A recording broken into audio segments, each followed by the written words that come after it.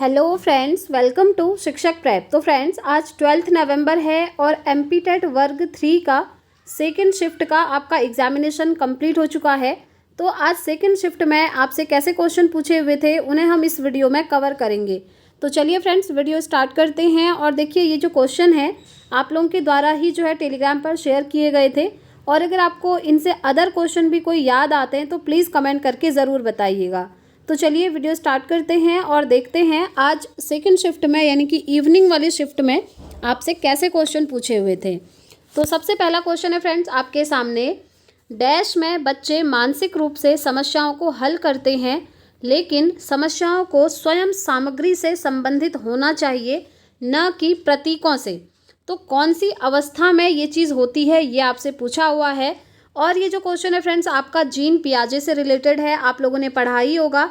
उन्होंने ये 4 स्टेजेस बताई थी डेवलपमेंट की, उन्हीं से रिलेटेड ये क्वेश्चन पूछा है। तो आपको बताना है कौन सी अवस्था में ये होता है, ठीक है। तो इसका राइट आंसर होगा फ्रेंड्स आपका मूर्त संक्रियात्मक की अवस्था में, यानी कि जो आपका देखिए मैंने आपको ट्रिक भी याद करवाई थी। इनके जो 4 स्टेप हैं SPCF, इसमें से जो आप सी देख रहे हैं ना, कॉन्क्रीट ऑपरेशनल स्टेज, यही है आपकी मूर्त संक्रियात्मक की अवस्था, ठीक है। तो ये ऑप्शन यहाँ पर बिल्कुल राइट हो जाएगा। बाकी आप अदर को भी याद ज़रूर रखिएगा, ये सीक्वेंस आप इस ट्रिक से याद रख सकते हैं। सेंसरी मोटर यानी कि संवेदी चालक, प्री ऑपरेशनल यानी कि पूर्व संक्रियात्मक, कॉन्क्रीट ऑपरेशनल यानी कि मूर्त संक्रियात्मक, और फॉर्मल ऑपरेशनल आता है आपका अमूर्त संक्रियात्मक, ठीक है। चलिए नेक्स्ट क्वेश्चन देखिए, लॉरेंस कोहलबर्ग के नैतिक विकास सिद्धांत का प्रथम स्तर पूर्व रूढ़िगत नैतिकता का स्तर की अवस्था है। देखिए, पहला इन्होंने जो स्तर बताया था अपने सिद्धांत का, जो इन्होंने नैतिक विकास का सिद्धांत दिया था, पहला था पूर्व रूढ़िगत नैतिकता, ठीक है। अब देखिए, पूर्व रूढ़िगत को इंग्लिश में क्या कहते हैं? Pre conventional. तो उसके अंदर जो अवस्था बताई थी वो कौन सी अवस्था थी, ये आपसे पूछा है। देखिए, स्तर तो इन्होंने 3 बताए थे और उन तीनों स्तर के 2-2 अवस्थाएं बताई थी।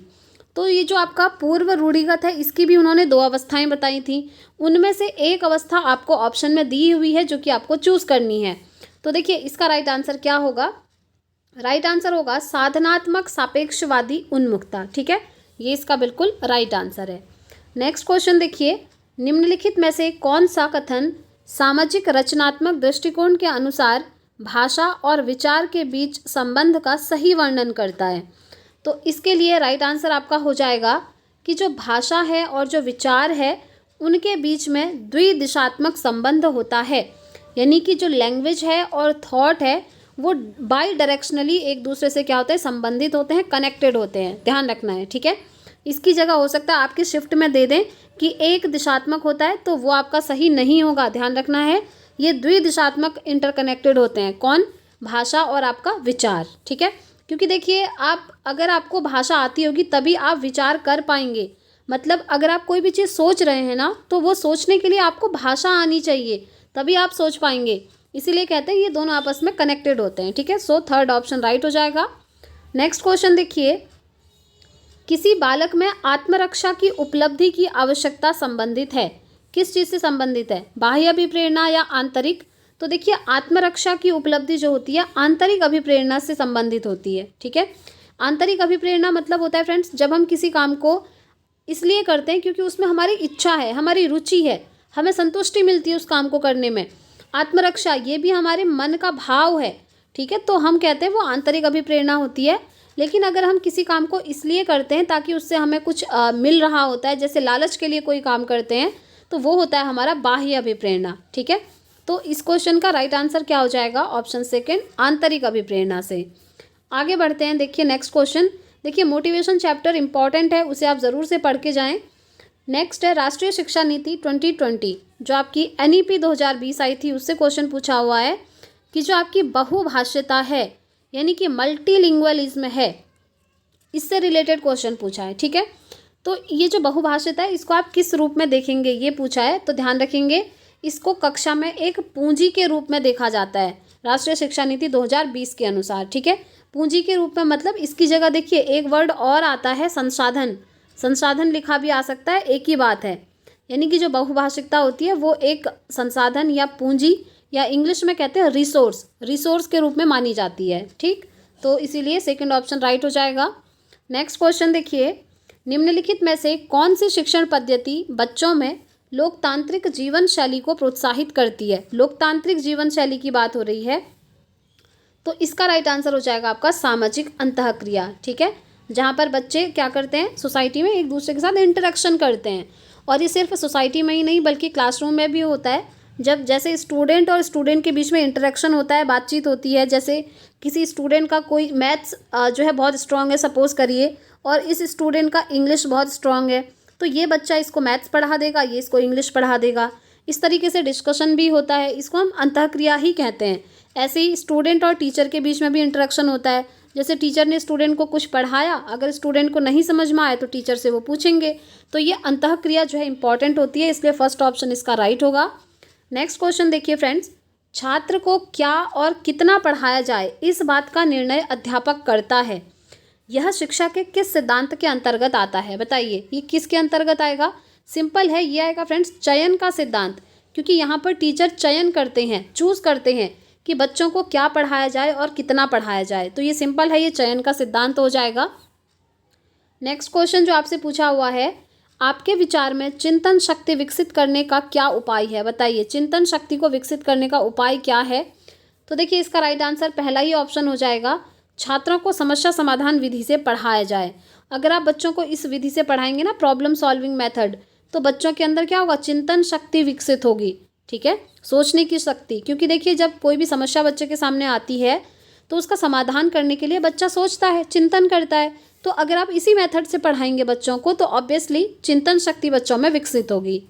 चलिए नेक्स्ट क्वेश्चन पे चलेंगे। राष्ट्रीय शैक्षिक सर्वेक्षण के अनुसार बच्चों के विद्यालय छोड़ने का क्या कारण है? बताइए, विद्यालय छोड़ने के कारण क्या हो सकते हैं? तो राइट आंसर होगा फ्रेंड्स, विद्यालय की पाठ्यचर्या को नीरस पाते हैं। नीरस मतलब होता है बोरिंग, बच्चों को बोरिंग लगता है स्कूल जाना। क्योंकि देखिए ऐसा बहुत बार होता भी है, टीचर की टीचिंग मेथड बच्चों को समझ में नहीं आती है, या फिर टीचर अच्छा बिहेव नहीं करते हैं, तो इन सब की वजह से बच्चे स्कूल को छोड़ते हैं। और यहाँ पर यही है कि पाठ्यचर्या भी आपकी क्या नीरस है, बोरिंग है। नेक्स्ट क्वेश्चन, शिक्षा का रुचि का सिद्धांत बताता है कि, रुचि का सिद्धांत, थ्योरी ऑफ इंटरेस्ट जो आपका है वो क्या बताता है, ये पूछा है। तो इसका राइट आंसर होगा ऑप्शन 4, छात्रों को जिस कार्य में रुचि नहीं होती उसे वे मन लगाकर नहीं करते। और ये आप लोगों के साथ भी होता होगा, अगर आपका मन किसी चीज़ को करने में नहीं है तो आपकी रुचि उसमें नहीं है तो आपको समझ ही नहीं आता होगा। जैसे आप ज़बरदस्ती कोई चीज़ पढ़ रहे हैं लेकिन आपका मन नहीं है, आपकी रुचि नहीं है, तो वो चीज़ आपको समझ ही नहीं आएगी। तो यही कहता है रुचि का सिद्धांत कि जब आपकी रुचि हो तभी आप किसी काम को करो। और अगर आप काम करना चाहते हैं और रुचि आपके अंदर नहीं है तो सबसे पहले वो जो रुचि है, इंटरेस्ट है, उसको डेवलप करो एंड देन आप अपना काम करो। अदरवाइज बिना रुचि के आप काम करेंगे तो काम करने का कोई फ़ायदा नहीं है, आपको चीज़ें समझ में नहीं आएंगी। आज आप पढ़ेंगे, कल आप भूल जाएंगे उस चीज़ को। ठीक है, इसीलिए 4th ऑप्शन राइट हो जाएगा। देखिए फ्रेंड्स, मैं आपको थोड़ा सा डिटेल में भी इसलिए समझा दे रही हूँ ताकि अगर आपकी शिफ्ट में ऐसे क्वेश्चन आते हैं तो आप जो है उनको क्लियरली कर पाएँ। और देखिए यहाँ पर एक क्वेश्चन से आपके मल्टीपल क्वेश्चन रेडी हो जा रहे हैं जब मैं आपको डिटेल में समझा रही हूँ। ये चीज़ आप लोग भी फील कर पा रहे होंगे, है ना? कमेंट करके बता सकते हैं आप लोग। चलिए नेक्स्ट क्वेश्चन देखिए, शिक्षक को अपनी विषय वस्तु में निरंतर नए ज्ञान का समावेश करते रहना चाहिए, जिससे, बताइए, नए ज्ञान का समावेश करने से क्या होगा? इससे क्या होगा कि वह छात्रों को नवीनतम ज्ञान दे सकेंगे, यानी कि जो भी नई चीज़ें हैं वो अपने विषय वस्तु में इंक्लूड करेंगे, वो नई चीज़ें बच्चे सीख पाएंगे, बच्चे नवीनतम ज्ञान सीख पाएंगे। फर्स्ट ऑप्शन इसका राइट होगा। नेक्स्ट क्वेश्चन, किंडरगार्टन प्रणाली में बालक के किस प्रकार के विकास को सैद्धांतिक मान्यता दी गई है? किंडरगार्टन प्रणाली, ये छोटे बच्चों की बात हो रही है, ठीक है? तो इसका राइट आंसर होगा स्वतः विकास का सिद्धांत, क्योंकि यहाँ पर ना बच्चों को फ्रीडम होता है। जब बच्चों को किसी काम में करने की रुचि होती है तभी बच्चों को पढ़ाया जाता है, बच्चों की रुचि के अनुसार ये क्लासेस चलती हैं, बच्चे को केंद्र में रखकर शिक्षा दी जाती है। तो इसी को हम कहते हैं किंडरगार्टन, और इसमें क्या होता है, स्वतः विकास का सिद्धांत है। नेक्स्ट क्वेश्चन, मॉन्टेसरी शिक्षा प्रणाली का बुनियादी ढांचा लागू होता है। मॉन्टेसरी शिक्षा प्रणाली, तो बताइए कितने वर्ष के बच्चों की शिक्षा पर? तो इसका राइट आंसर है फ्रेंड्स ऑप्शन 1, 2.5 से 6 आयु वर्ग के बालकों की शिक्षा पर। ध्यान रखेंगे, मॉन्टेसरी शिक्षा प्रणाली। नेक्स्ट क्वेश्चन, एक छात्र परीक्षा से पहले बहुत घबराया हुआ है और उच्च स्तर की चिंता महसूस कर रहा है। उसकी इस भावनात्मक स्थिति पर क्या प्रभाव पड़ने की संभावना है? बताइए। सपोज करिए जैसे आपका एग्ज़ाम है एमपी टेट का, और आप जो है आपने पढ़ा है लेकिन फिर भी आपको डर लग रहा है, आप घबराए हुए हैं, आप बहुत स्ट्रेस ले रहे हैं। तो इस कंडीशन में क्या होगा? इस कंडीशन में यह क्या होगा? परीक्षा में आपके प्रदर्शन को नकारात्मक रूप से प्रभावित करेगा। ध्यान रखना है, कभी भी आपने अगर पढ़ा हो नहीं पढ़ा हो वो चीज़ छोड़ दीजिए, बस आपको स्ट्रेस नहीं लेना है। आपको एकदम कॉन्फिडेंस के साथ जाना है कि यस मैंने पढ़ा है, मैं इसको कर लूँगी या कर लूँगा। इस तरीके से कभी भी अगर आप स्ट्रेस में जाएंगे ना तो आप पढ़ा हुआ भी भूल जाएंगे, और ये चीज़ आप लोगों ने फील भी करी होगी। तो इसीलिए फोर्थ ऑप्शन इसका राइट हो जाएगा। नेक्स्ट क्वेश्चन देखिए, बच्चों के शारीरिक विकास, जो शारीरिक विकास है वो कैसा परिवर्तन है, बेसिकली ये पूछा है।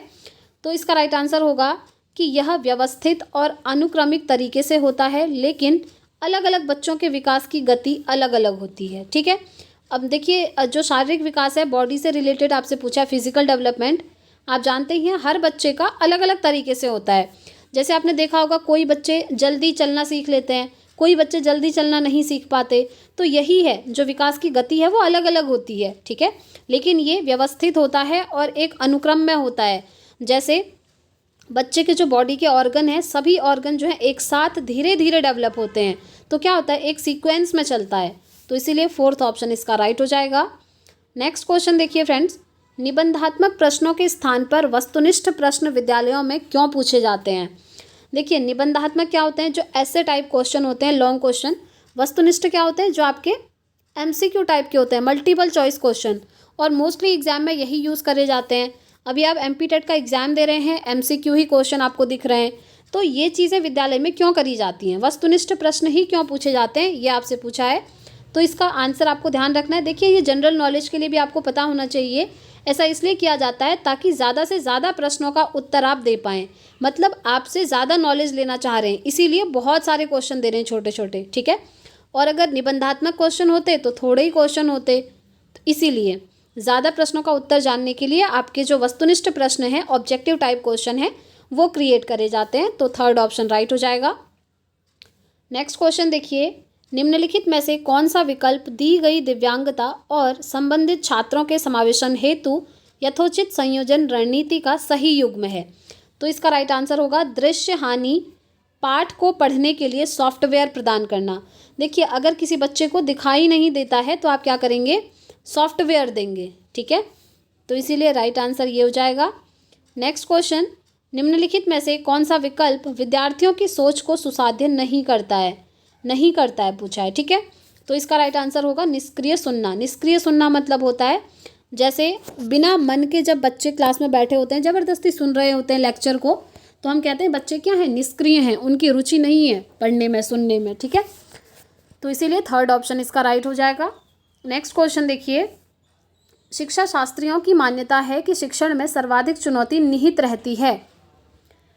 तो इसका राइट आंसर होगा फ्रेंड्स, छात्रों के विकासात्मक विकास की देखभाल करना, ये जो है चुनौती निहित रहती है। ठीक है, चलिए नेक्स्ट क्वेश्चन देखिए, लड़कियों को भाषा और कलाओं को अपनाने के लिए प्रोत्साहित करना और गणित और विज्ञान को अपनाने के लिए उन्हें हतोत्साहित करना। मतलब आप लड़कियों से कह रहे हैं कि आप भाषा और कला में तो पार्टिसिपेट करो, लेकिन मैथ्स और साइंस से आप दूर भागो। हतोत्साहित किया जा रहा है कि आपके बस का नहीं है मैथ साइंस। ये चीज़ें, ये क्या दर्शा रहा है, सिंपल सी चीज़ है, ये जेंडर भेदभाव है। लड़कियों और लड़कियों में भेदभाव हो रहा है। लड़कियों से कहा जा रहा है आप मैथ्स और साइंस से दूर रहो, आपके बस की ये नहीं है। इस तरह की चीज़ें, ये सब क्या होती हैं, जेंडर भेदभाव होता है, जेंडर बायसनेस होता है। ठीक है, ध्यान रखना है। तो इसका राइट आंसर क्या हो जाएगा, ऑप्शन थर्ड हो जाएगा। आगे देखिए नेक्स्ट क्वेश्चन, पियाजे के सिद्धांत में संज्ञानात्मक प्रणाली के लिए स्कीमाओं को पुनर्व्यवस्थित करना, उन्हें विभिन्न स्कीमाओं से जोड़ने को क्या कहा जाता है? तो इसका राइट आंसर हो जाएगा संगठन। संगठन कहा जाता है। ठीक है, ऑर्गेनाइजेशन भी इसको हम कहते हैं। नेक्स्ट क्वेश्चन, निम्नलिखित में से कौन सी प्रथा शिक्षा में समावेशन को बढ़ावा देती है? बहुत अच्छा क्वेश्चन पूछा हुआ है। तो इसका राइट आंसर है फ्रेंड्स विविधता का सम्मान करना। आप जानते हैं समाज में अलग अलग प्रकार के लोग होते हैं, विविधताएं पाई जाती हैं, तो उन विविधताओं को सम्मान देना, उनको इंक्लूड करना, एक्सेप्ट करना, यही होता है आपका समावेशन, यानी कि इंक्लूजन। ठीक है, चलिए नेक्स्ट क्वेश्चन देखिए, बच्चों की बुद्धिमत्ता का आकलन करने के लिए आईक्यू यानी कि इंटेलिजेंस कोशेंट का प्रयोग करने के क्या मुख्य सरोकार हैं? बताइए कौन कौन से मुख्य सरोकार हैं, ये आपसे पूछा हुआ है। तो इसका राइट आंसर हो जाएगा आपका, ये सारे ही सरोकार हैं फ्रेंड्स। प्राप्तांक की अस्थिरता, परीक्षा में सांस्कृतिक पूर्वाग्रह, परीक्षा का उत्पादक केंद्रित होना और बच्चों को नामांकित करना। तो ये सारे यहाँ पर सही हैं, इसीलिए ये वाला ऑप्शन यहाँ पर राइट हो जाएगा, जिसमें आप देख रहे हैं ऑप्शन 1, 2, 3 एंड 4। ठीक है, चलिए नेक्स्ट क्वेश्चन। शिक्षण करते समय आपको लगे कि जो कुछ आपने पढ़ाया है वह सही नहीं है, तो आप क्या करेंगे? सपोज करिए आप टीचर बन गए और जब आपने कोई चीज़ पढ़ा दी है, कोई कॉन्सेप्ट पढ़ा दिया, बाद में आपको ये रियलाइज़ हुआ कि ये कॉन्सेप्ट जो मैंने पढ़ाया है ये गलत पढ़ा दिया, ये मैंने सही नहीं पढ़ा है, तो उस कंडीशन में आप क्या करेंगे? ये पूछा है। तो उस कंडीशन में आप क्या करेंगे? ऑप्शन 2 सही हो जाएगा। छात्रों से कहेंगे कि गलती हुई है और उसे ठीक कर देंगे। हाँ, आप एक्सेप्ट करेंगे कि आपसे गलती हो गई है और बच्चों को सही कॉन्सेप्ट पढ़ाएंगे। ठीक है, so second option will be the right answer. Next question, किस अवस्था में बच्चा अपने को सामाजिक और मनोवैज्ञानिक वातावरण से समायोजित करता है? कौन सी अवस्था में करता है? तो वो करता है फ्रेंड्स बाल्यावस्था में, चाइल्डहुड की स्टेज में। ठीक है, ध्यान रखेंगे। नेक्स्ट क्वेश्चन, किस तरह का चिंतन खोज, आविष्कार और मौलिकता को जन्म देता है? इन 3 चीज़ों को जो जन्म देता है वो किस तरह का चिंतन है? तो इसका राइट आंसर हो जाएगा सृजनात्मक चिंतन, क्रिएटिव थिंकिंग। यहाँ पर क्या होता है? बच्चा नई नई चीज़ें सीखता है, नई नई चीज़ें खोजने की कोशिश करता है, तो सृजनात्मक चिंतन आपका बेस्ट माना जाता है। नेक्स्ट क्वेश्चन देखिए, वह बालक जो डैश से ग्रस्त है वह रॉ को वॉर में अंतर स्पष्ट करने में असमर्थ रहता है। यहाँ पर बेसिकली आपसे लर्निंग डिसेबिलिटी से क्वेश्चन पूछा है, अधिगम अक्षमता से। अगर देखिए बेसिकली पूछा क्या है, मैं आपको इसको एक्सप्लेन करना चाहूँगी। टीचर ने ब्लैक बोर्ड में लिखा है RAW और वो जो है इसको लिख रहा है WAR। इस तरीके से आप देख रहे हैं ये जो अल्फ़ाबेट्स हैं आगे पीछे हो रहे हैं इधर, तो ये वाला जो डिसऑर्डर है क्या कहलाता है, ये आपसे पूछा है। तो ये होता है आपका डिसलेक्सिया। ठीक है, क्या होता है? डिसलेक्सिया। जब बच्चे को पढ़ने में प्रॉब्लम होती है, वो क्या कर रहा है? रॉ को वर लिख रहा है। अब लिख रहा है मतलब पढ़ भी तो वैसे ही रहा होगा, तभी तो वो लिख रहा है, तो इसीलिए इसको हम क्या कहेंगे? डिसलेक्सिया कहेंगे। ठीक है, चलिए आगे बढ़ते हैं। नेक्स्ट क्वेश्चन देखिए, विकास का कौन सा सिद्धांत बताता है कि शरीर के विभिन्न तंत्र अलग अलग दरों पर विकसित होते हैं?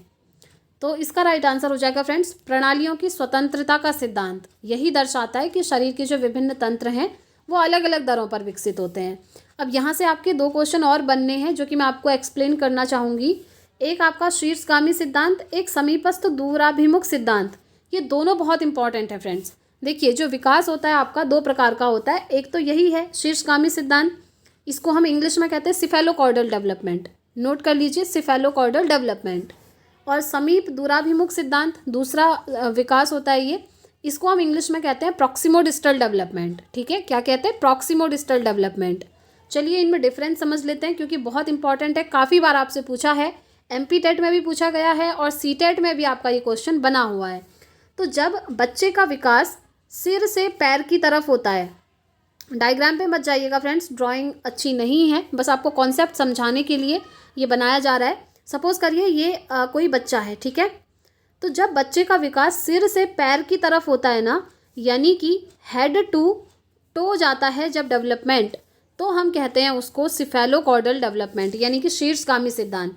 जब बच्चे का विकास सिर से पैर की तरफ होता है, सिंपल। ठीक है, दूसरा आपका जो विकास होता है वो कैसा होता है?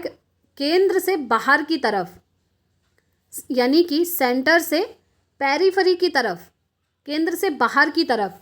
अब इसका मतलब क्या है? इसका मतलब है जैसे आपकी बॉडी का जो सेंटर वाला पार्ट है, आपकी जो स्पाइनल कॉर्ड है, आपका जो हार्ट है, पहले वो डेवलप होता है और उसके बाद आपकी बॉडी के बाहरी ऑर्गन डेवलप होते हैं।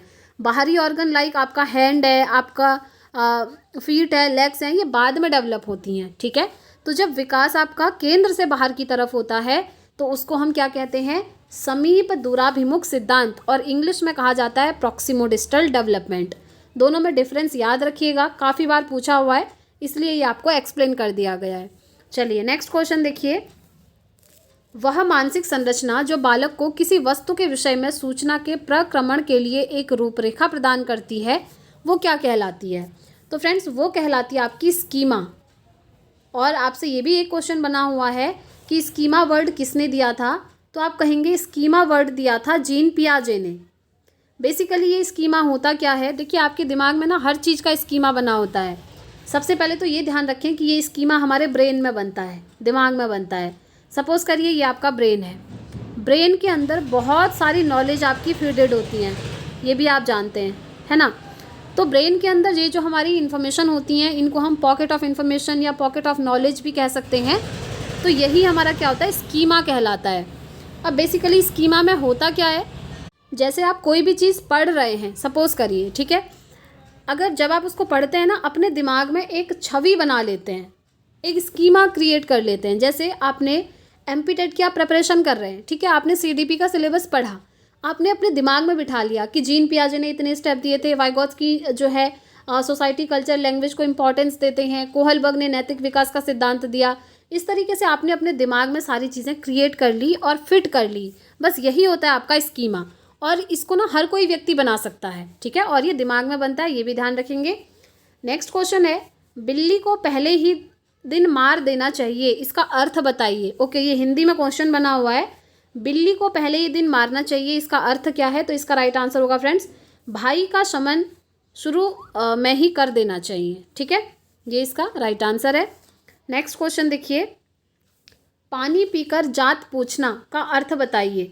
तो पानी पीकर जात पूछना का अर्थ होता है कोई काम कर लेने के बाद उसके औचित्य पर विचार करना। जैसे आपने कोई काम कर लिया है, उसके बाद उसके ऊपर सोच रहे हैं कि मैंने ये काम गलत किया या जो भी चीज़ रही, ठीक है। नेक्स्ट है मदिरा का पर्यायवाची। देखिए, मदिरा के पर्यायवाची होते हैं शराब, मधु, सुरा, वारुणी, आसव, सारे याद कर लेंगे। नेक्स्ट क्वेश्चन है, लिंग की दृष्टि से दही कैसा शब्द है? दही आपका पुल्लिंग है फ्रेंड्स, ध्यान रखेंगे लिंग की दृष्टि से, ठीक है। नेक्स्ट क्वेश्चन जो आपसे पूछा है, मृगनयनी में कौन सा समास है? तो मृगनयनी इसमें है फ्रेंड्स आपका कर्मधारय समास। तो फ्रेंड्स, आज की सेकंड शिफ्ट में जो क्वेश्चन पूछे थे वो हमने कंप्लीट कर लिए। वीडियो कैसी लगी कमेंट करके ज़रूर बताइएगा, और वीडियो पसंद आती है तो प्लीज़ वीडियो को लाइक ज़रूर करें। और फ्रेंड्स, अगर आप चैनल पर पहली बार आए हैं तो प्लीज़ चैनल को सब्सक्राइब करके बेल आइकन प्रेस कर लें, ताकि इसी तरीके से इंपॉर्टेंट वीडियोस आपको मिलती रहें।